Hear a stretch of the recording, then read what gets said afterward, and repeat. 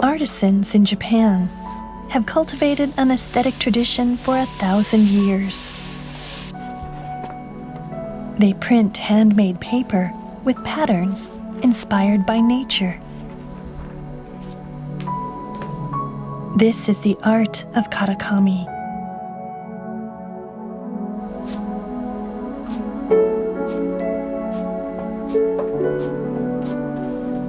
Kenkichi Senda is the 11th generation owner of Karacho, the oldest Karakami workshop in Japan.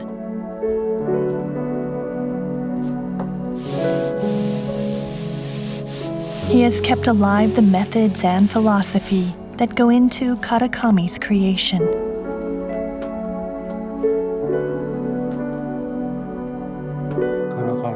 Karakami's most important features are the patterns and the power they possess. I believe people have created various patterns to symbolize nature since time immemorial. Some 650 of Karacho's designs have been carefully preserved. They incorporate nature motifs from Japan's 4 seasons, and some symbolize ancient concepts about the cosmos or wishing for prosperity.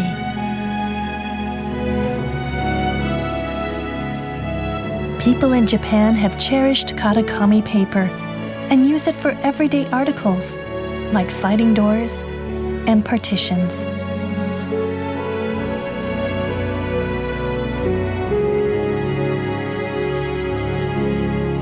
Subtle changes in the light make the patterns sparkle.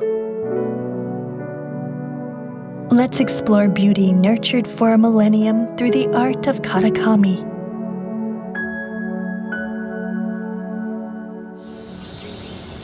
Kyoto, the ancient Japanese capital, has a history going back 1,200 years.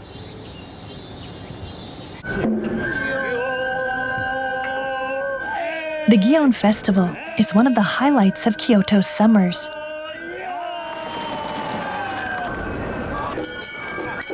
Floats parade through the streets decorated with bright colors and patterns. This design featuring dragons has its origins in China. Another combines geometric patterns from Persia with a floral design from India. These motifs were brought to Japan through Eurasia. During the festival, people pray for happiness and good fortune.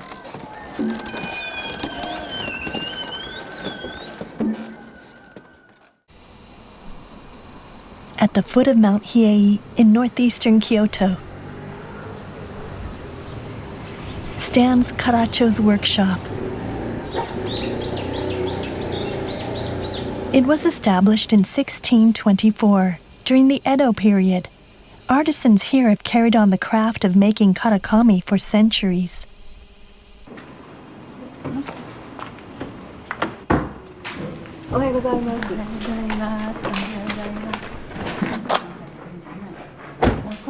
At 10 a.m., Karacho's workday begins.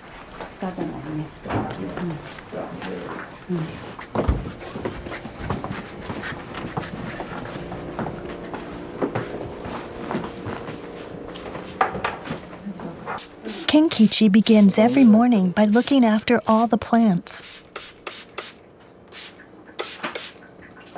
毎朝の日課でちょっと様子見てね、で弱ってんのか30年ぐらい持ってる。His wife, Ikuko, prays at the family altar.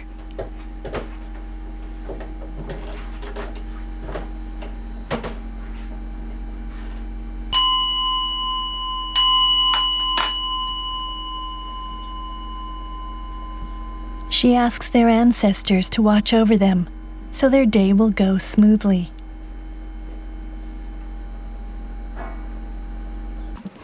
Today, Kenkichi starts working on Karakami with a cherry blossom design.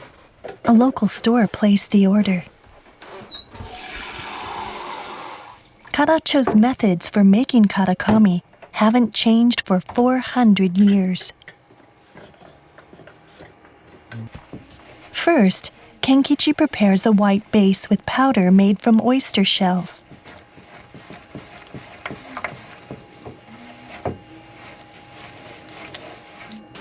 Then he applies it to a piece of handmade washi paper.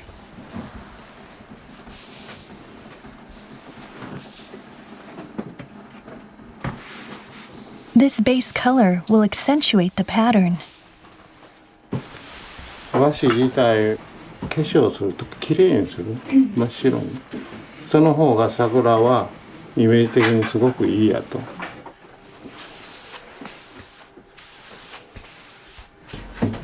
Now Kenkichi mixes the color for the flowers. This is the most important step in making karakami. The main ingredient is powdered mica. The Japanese name, kira, describes its luster. Natural pigments containing clay are then added. Only red, blue, and yellow are used to make the entire spectrum of colors.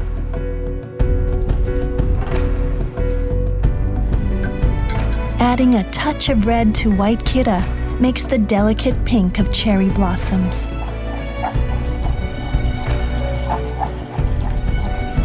Kenkichi uses a small amount so the color won't be too bright. Next, he adds some yellow. This will convey the warm shade of cherry blossoms in the spring.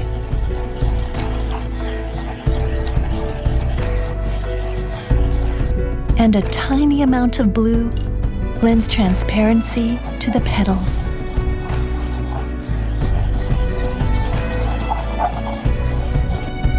Kenkichi relies on instinct developed through years of experience to mix the perfect shades. 自分では経験的にこれでいいやって言ったらこれでいいんです。The small, shiny granules in the pigment are the kira. Their sparkle will make the color stand out and flicker in the light.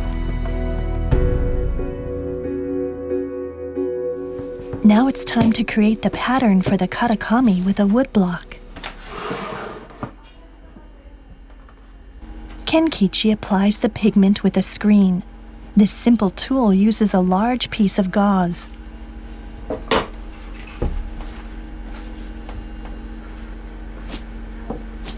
It's important to coat the surface evenly with color. こう音あるでしょ。これ自分流の音を見分けるのね。Temperature and humidity affect the thickness of the pigment. The sound helps Kenkichi make subtle adjustments. He then places the washi paper on the wood block to bring out the pattern.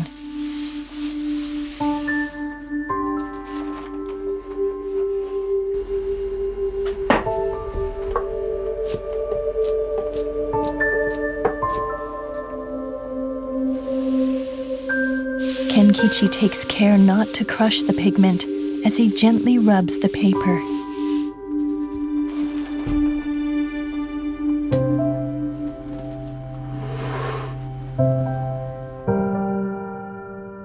Here's the finished sheet of karakami with cherry blossoms in full bloom. The kira on the paper's surface reflect the light, adding luster and the slightest variation in color.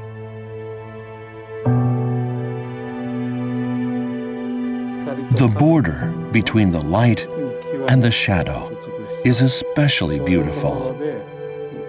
What makes that possible is this wonderful paint with kira mixed in. There's the kira's delicate pink on the white background. It's actually not pink, it's not white either. Here in Kyoto, we call this hannari. Hannari refers to a color that contains a hint of a different shade. The word expresses a depth that can't be described by individual names for colors. A famous author once said, the sight of it nearly brought her to tears.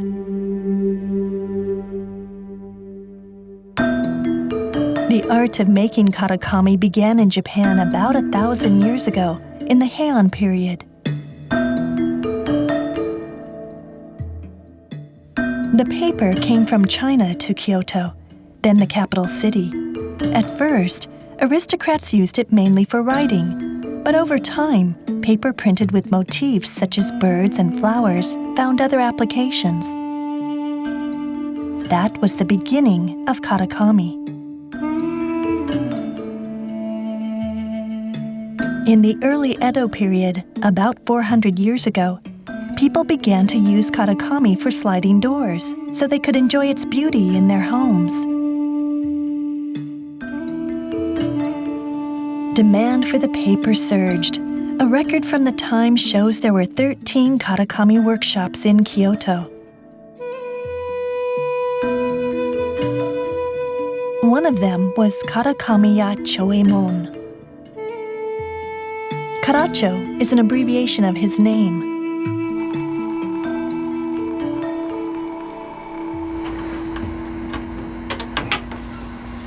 Treasures from that period have been carefully kept at Karacho. The 650 carved wood blocks are the heart and soul of the Karakami artisan's work.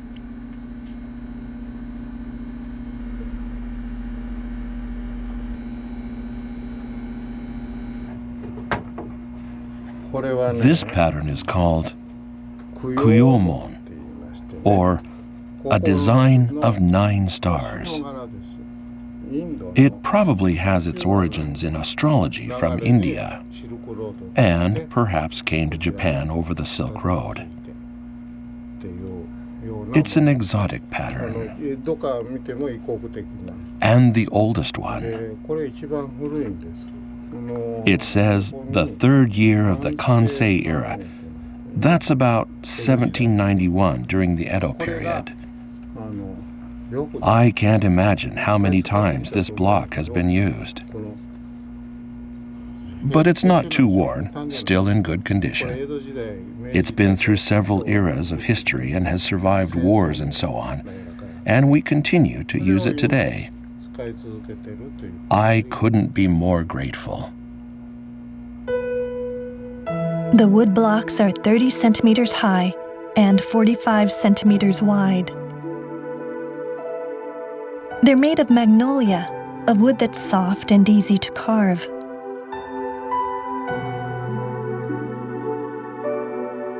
Traditionally, the head of the Karakami workshop draws the designs.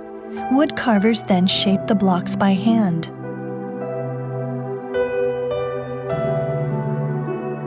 Some wood blocks crack or part of a pattern gets chipped, but generations of Karacho's artisans have had them repaired and passed them down.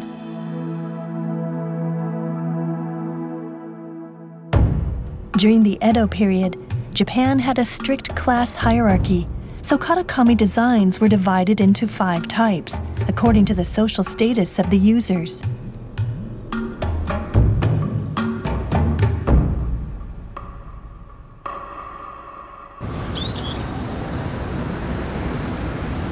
In central Kyoto is the oldest surviving home of the aristocracy.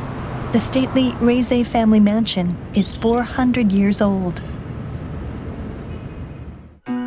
Beautifully patterned Karakami adorn the sliding doors in the main hall.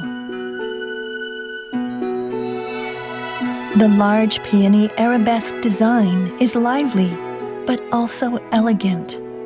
The pattern brings together big peony flowers and subdued colors.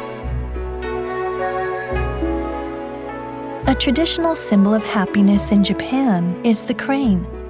Designs featuring cranes were allowed only in aristocratic residences. Here, soaring cranes create a spirited mood. This graceful pattern decorates the home of a noble family.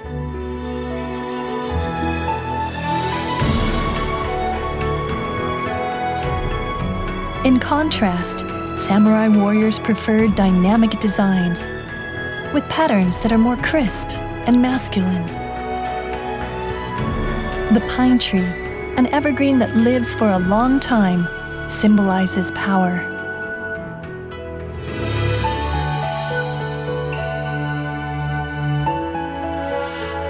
People who enjoyed the tea ceremony appreciated wabi-sabi, the Japanese aesthetic that emphasizes qualities such as simplicity and modesty. They opted for more delicate patterns that suited the quiet space.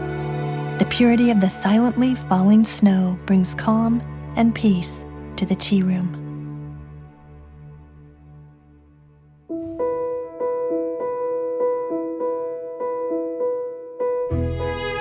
Many homes built by rich merchants in the Edo period still stand in Kyoto.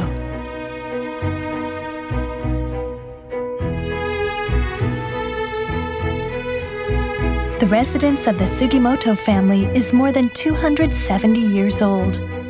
It features Karakami with a design of small flowers.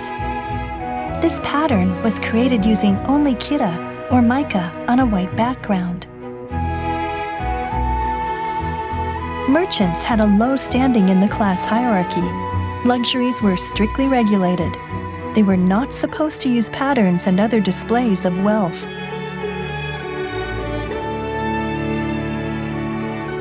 At first glance, these doors look plain, but when the light is just right, a design of small polonias emerges. Merchants came up with clever ways to enjoy their wealth in privacy.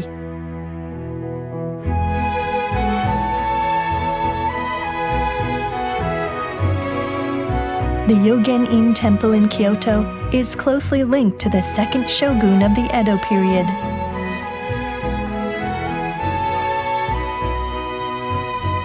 The sliding doors in the main hall have pine trees by a noted painter of the time, Tawaraya Sotatsu.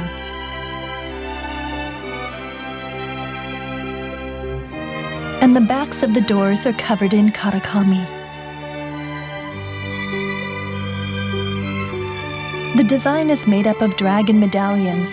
In Japan, the dragon represents the god of water, and people say the dragon soars back to heaven.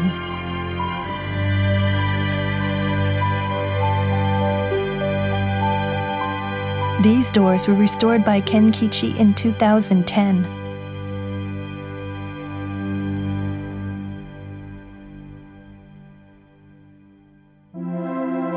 "400 years ago, an innovative artist emerged in Japan. He would develop close ties with Karakami artisans.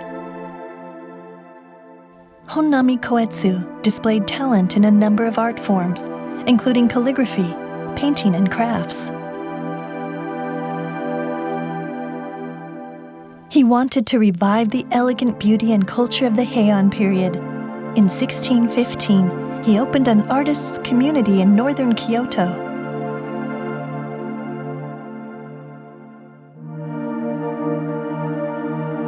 Koetsu established a style of decorative art that has come to be known as the Rimpa school.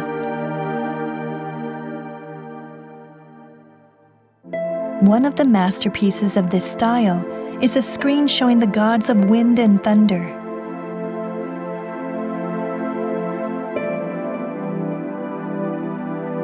It combines abundant gold leaf and delicate colors in a bold composition, creating a work of unique Japanese beauty.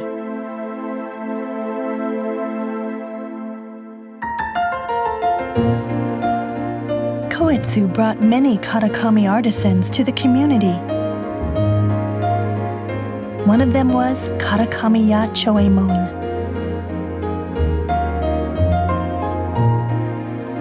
Koetsu was a talented calligrapher and created hanging scrolls using karakami.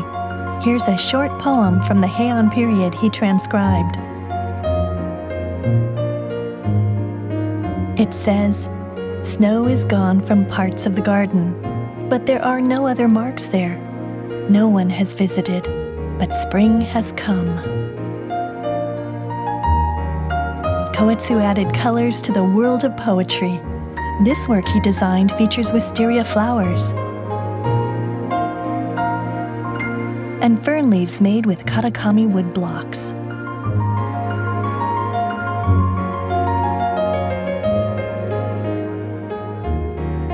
He also started making sagabon, or saga books.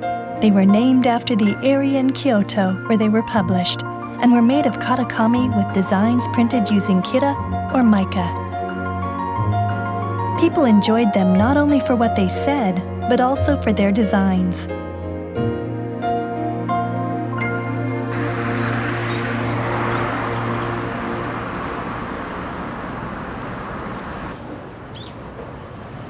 It's been 400 years since Koetsu established the Rinpa school.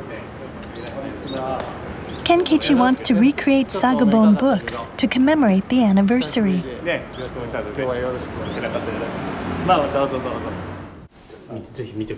The Hosomi Museum in Kyoto has some precious sagabon. The paper was first painted pink, and the patterns were printed with kira.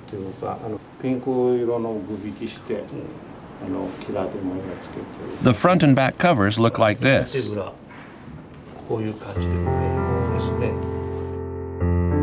Kira, or mica, shines against soft colors. The covers of these books have more mica than Kenkichi normally applies to his karakami.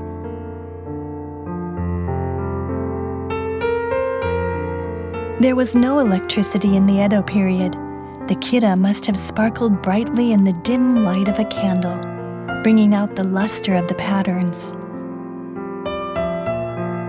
The superb pairing of color and light gives depth to the designs.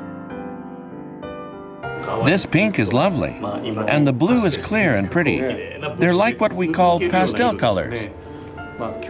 I'd say they are Kyoto colors. Bright but soft, not loud. I think the word hannari would best describe these colors. I want to bring sagabon back to life. Today, I took you up on your offer to show me the real books. Having seen them with my own eyes, I feel more motivated than ever. Thank you.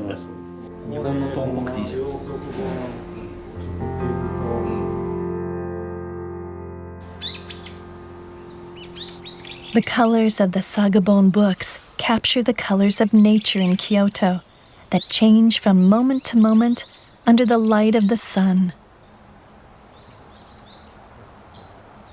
Kenkichi immerses himself in nature to look for hints about the colors he should use in his sagabon.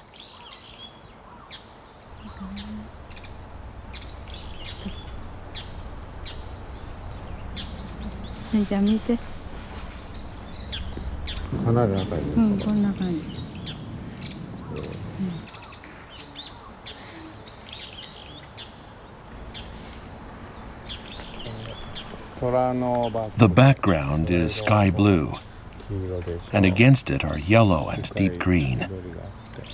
There's also the red of the maple leaves. They form a complex mixture. The colors of nature are amazing. The colors of Kyoto are also the colors of Karacho, and the colors of Karacho are the colors of Kyoto. They're all around us in our daily lives, and yet they're the colors we yearn for. I think nature really serves as our guide. Kenkichi's karakami depict the transient beauty of changing light and colors. He used a deep vermilion for these maple leaves and branches. Depending on the angle of light, the golden kira sparkles, like an autumn sun shining through the leaves. The season is concealed within. Maple leaves float on a twinkling river. To Kenkichi, the leaves appear reluctant to bid farewell to autumn.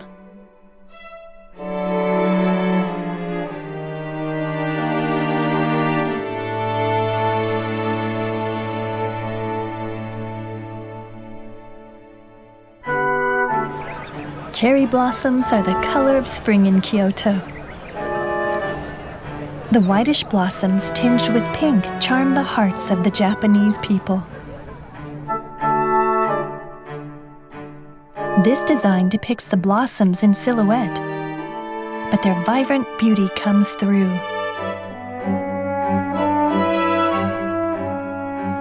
In a blue summer sky, large clouds float upward. Kira, or mica, is used in the base color to capture the bright summer day, and on it float majestic clouds.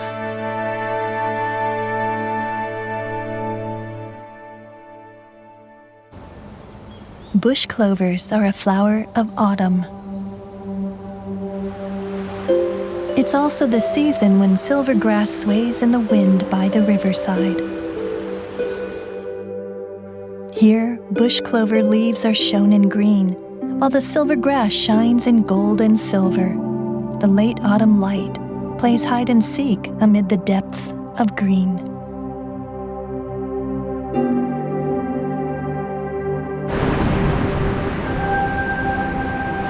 A raging sea in winter.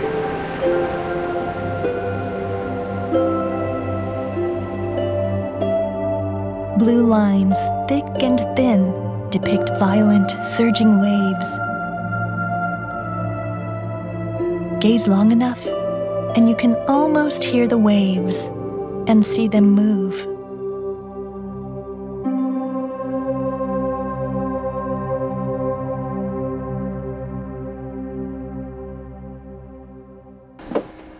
Kenkichi has started making his sagabon book. His first color choice is a pale green.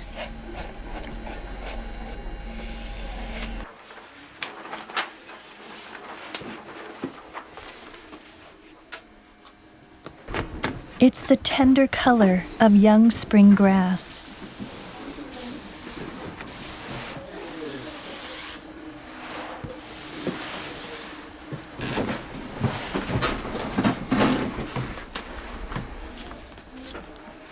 He'll include other colors to signify the 4 seasons.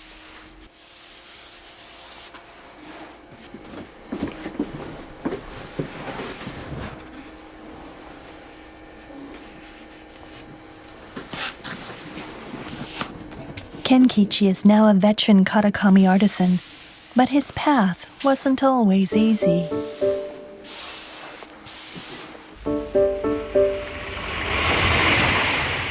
In the 1960s, Japan's economy was rapidly growing. This brought big changes to the way people lived. Traditional homes were replaced by Western houses and apartment complexes. Demand for Karakami plunged. It was around this time that Karacho became the last of the original Karakami workshop. Kenkichi was working at a trading company. He had little interest in Karakami, but the family business was struggling to make ends meet. So at the age of 28, he quit his job to help out. I was the only son, so I was supposed to carry on the family name. But I didn't find the work interesting.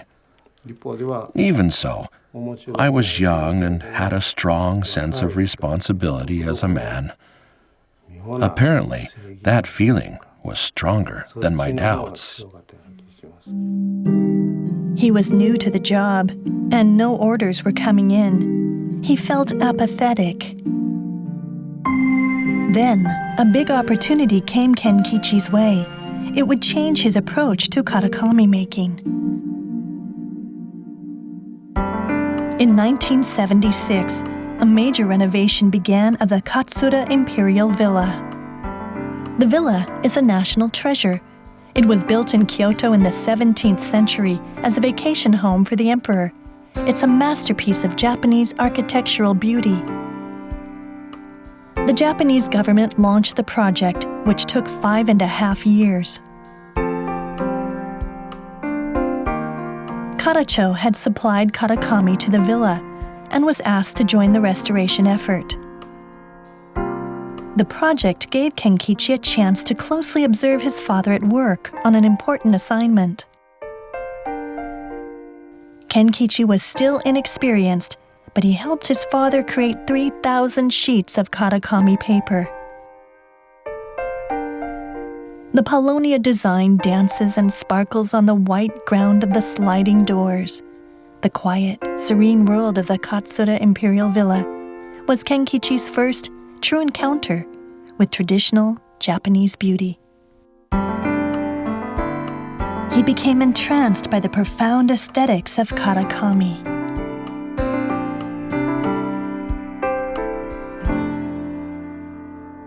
When you see walls and so on covered in Karakami, it's truly a view to behold. But it's not because they sparkle and glitter. It's a simple sense of beauty. I think that sense is still somewhere in our hearts. Karakami's simplicity is in some way its secret.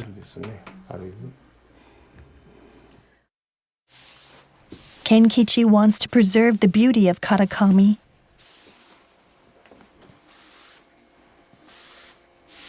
He's now working to pass on the tradition.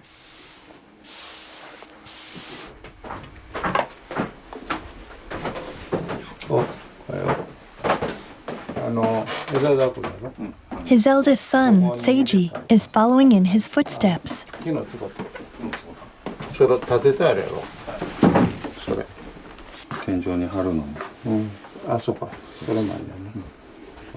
In 2014, Seiji took over as the head of the workshop.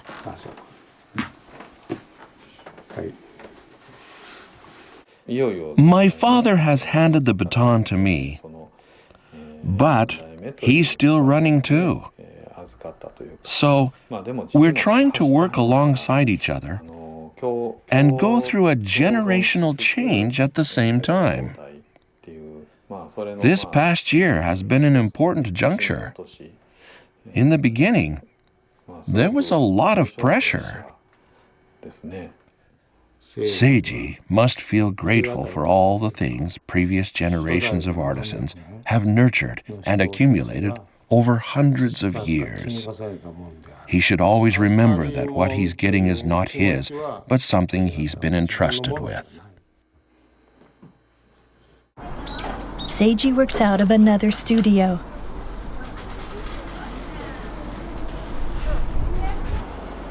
He began learning the trade from his father a quarter of a century ago, when he was 19.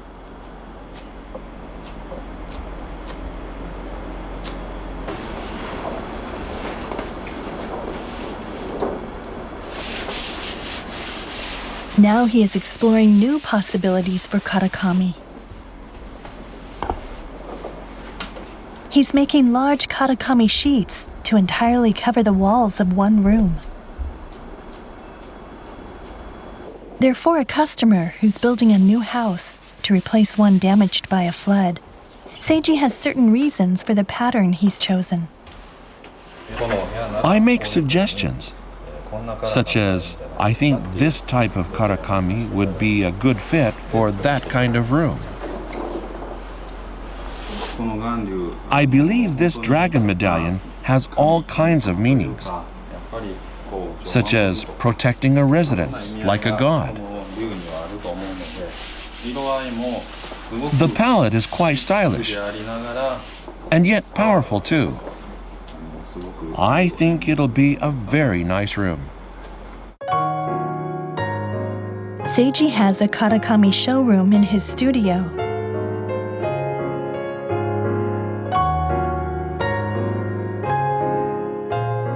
He wants to demonstrate that Karakami can be used for ceilings as well as walls.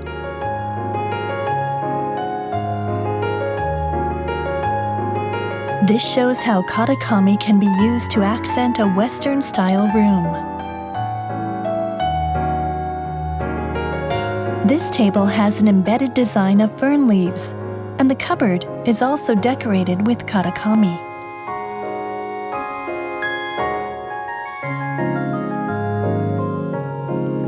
This curtain has a Karakami design on it too, showing it can also be used on textiles. Until my father's generation, Karakami artisans focused on paper. Customers would pick and choose the designs they liked and have the paper made into a finished product. But if we give suggestions directly to customers, telling them what we think would look good, I believe they will feel more satisfied about their choices. Seiji's projects aren't limited to private homes. His work also appears in a shop of a global coffee chain.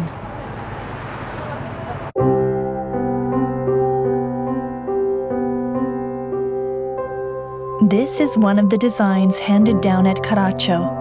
It depicts rolling clouds soaring to the heavens. Seiji used the clouds to represent steam rising from coffee and placed them against a coffee-colored background.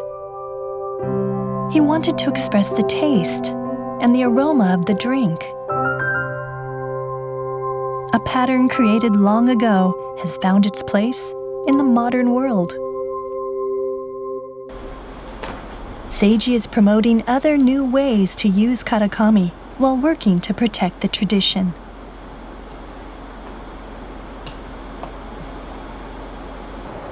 He's been carving new wood blocks to replace those that are worn out or cracked. There are no more artisans who carve the blocks. Seiji is worried about losing patterns that have been kept over centuries.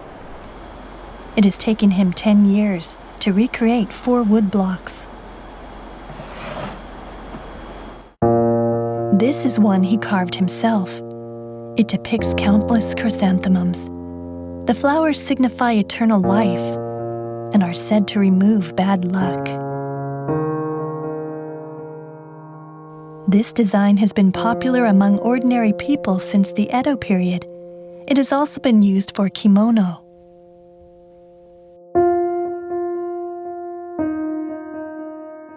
Some of our patterns have existed for more than a century, and some haven't changed for more than 1,000 years.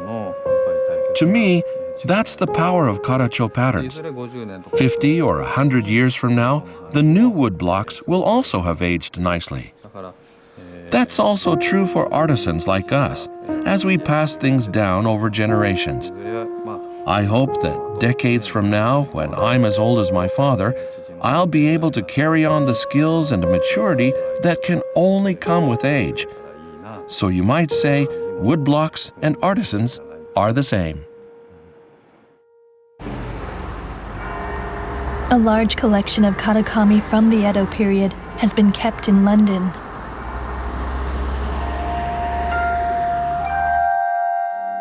The Great London Exposition of 1862 was the first event to showcase handicrafts from Japan, which had been closed off to the rest of the world. Designs from the little-known country drew many people's curiosity.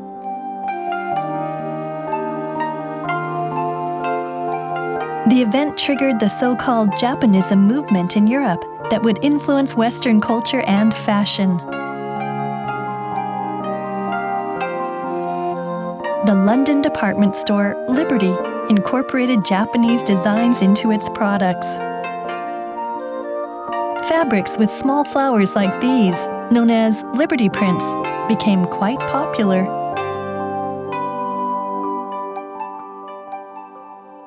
Japanese design was very different from anything else that people had seen before, because Japan had been closed to Europe and the West. The style of it was so people really loved it.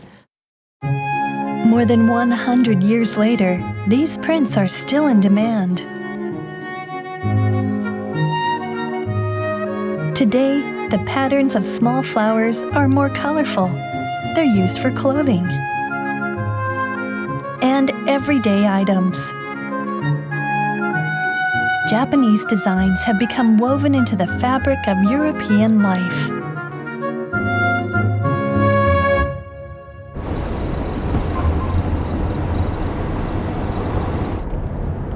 Kenkichi has made a trip to London. He has wanted to see Karakami from the Edo period with his own eyes for a long time. Ironically, in Japan, we only have Karakami from after the Edo period. But older examples can be found in London. That's incredible. Kenkichi has yet to see Karakami made by his ancestors.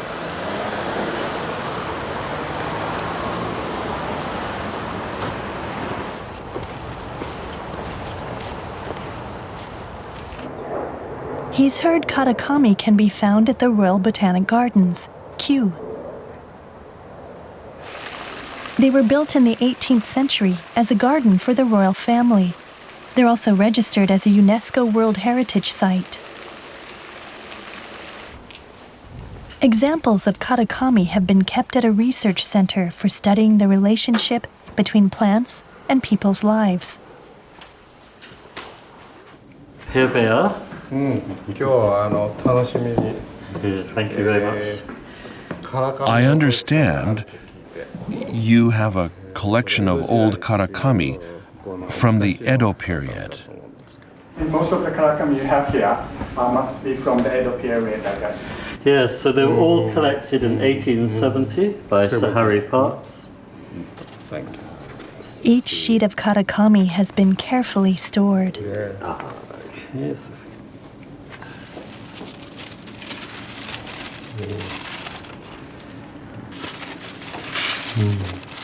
I'm certain this was made by Karacho. This piece features a deep color created by Karacho's 7th generation owner. The tone is very similar to the one Kenkichi has used in his own work. I think this is also from Karacho. These sheets of Karakami have survived for about 150 years. Kenkichi found 38 with the same designs as some under his care.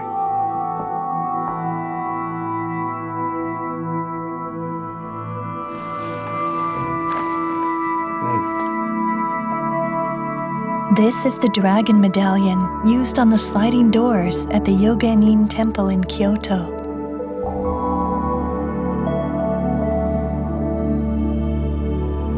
The pattern is printed with golden kira against a refined base of green. The color combination is similar to the one Kenkichi chose for the restored doors. He senses the colors his ancestors used are still alive inside him. I feel like I've discovered one of the reasons Karacho has continued for 4 centuries. Every single one of the colors I saw today, I've been using myself. They're all familiar to me. That's amazing when you think about it. This has been an eye-opening experience. It's made me think again about the things I do unconsciously. Karacho has lasted 400 years, and I'm the 11th generation owner. I couldn't be more proud.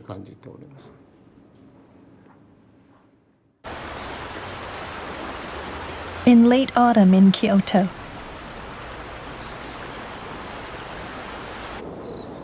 Kenkichi is working on the patterns for his Sagobon book.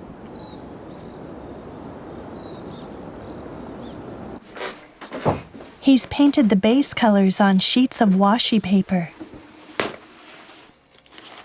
Green, pink, blue, ochre, and white.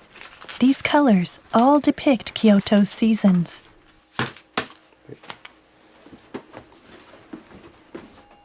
Patterns for Sagobon should be applied only with kira.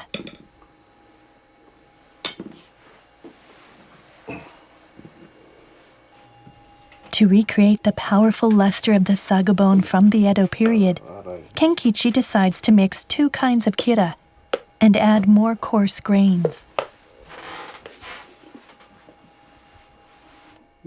When I saw the real sagabone, they had quite a sparkle. I want to make mine like that too.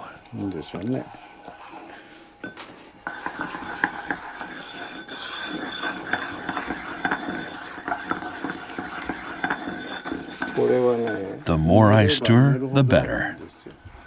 That'll generate more luster. The coarse grains make the mix thicker. Kenkichi gently spreads the kira onto the screen.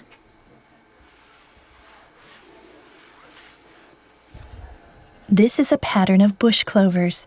It's said to have been one of master artisan Honnami Koetsu's favorites in the Edo period.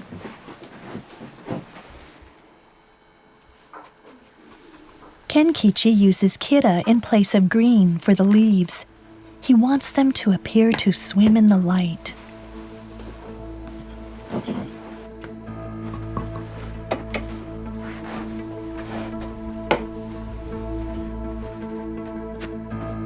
The motif portrays the dignified strength of plum branches that stretch out straight after surviving a bitter winter.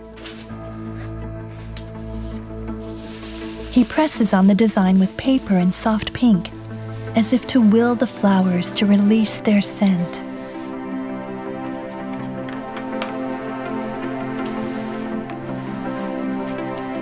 A sagabone book is made with 12 sheets of karakami that are bound together.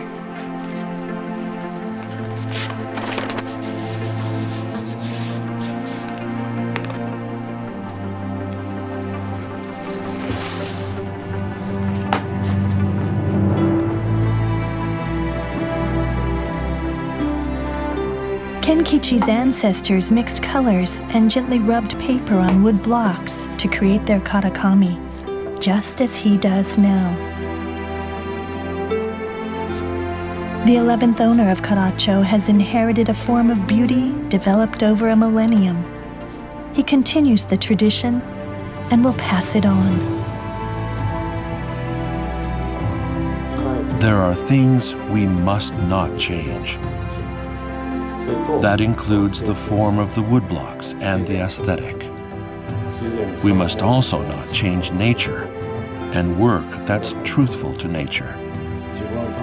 We're not making karakami for ourselves. We're not artists. We must never make things for our own satisfaction. That's the essence of Karacho, as I have come to understand it. 1 month later,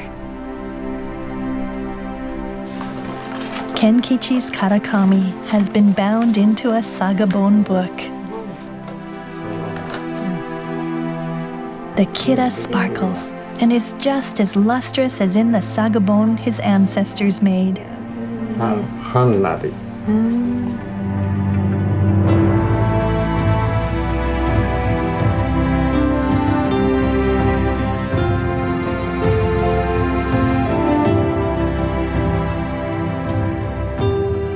Kenkichi will now wait until words are added to complete this 21st century sagabone book.